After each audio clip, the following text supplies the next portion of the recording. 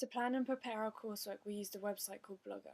I'd never used Blogger before, however I have used other blog sites such as Tumblr.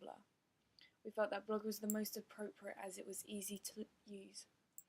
Blogger is linked with Google, meaning it allowed us to publish our blog posts through a personal account. I even posted using the app on my phone several times whilst we were filming. For our research, we used another software online called SurveyMonkey. Again, I'd never used this before. It was simple and quick to learn how to use though. It allowed us to collect data from our potential target audience. As it was online, it meant that we could access a wide range of people to complete the survey, which was a bonus.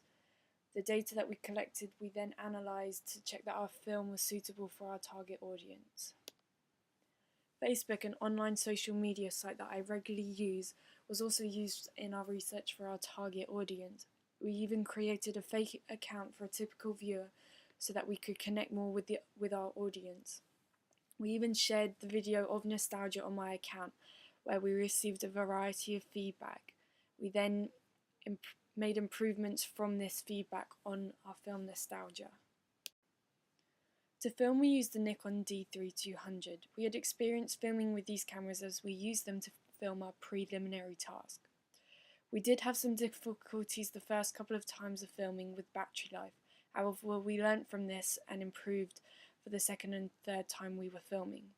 Another improvement that we should make if we were to do this again is to keep to 1 or 2 SD cards, as we used too many, which confused us in which footage we were intending on using.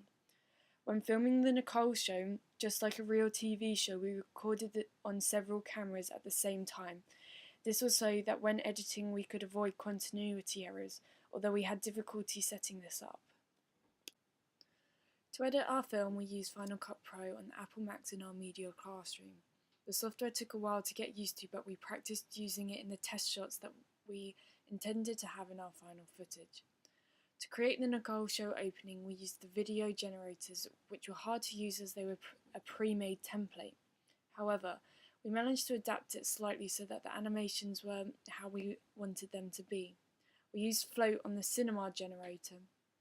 At first we changed the colour scheme to pink, but then changed it back to the original colour of blue, as it was more appropriate and matched our mise-en-scène. We inserted title sequences onto our footage so that it could meet the typical conventions of an opening film sequence.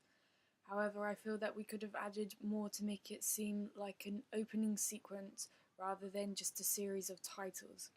We did use different styles of titles so that the audience would notice them more. However, it would have looked higher quality if we'd used the same one throughout. From some of our feedback, it is clear that the audience were unsure of what parts were flashbacks and what parts were meant to be present.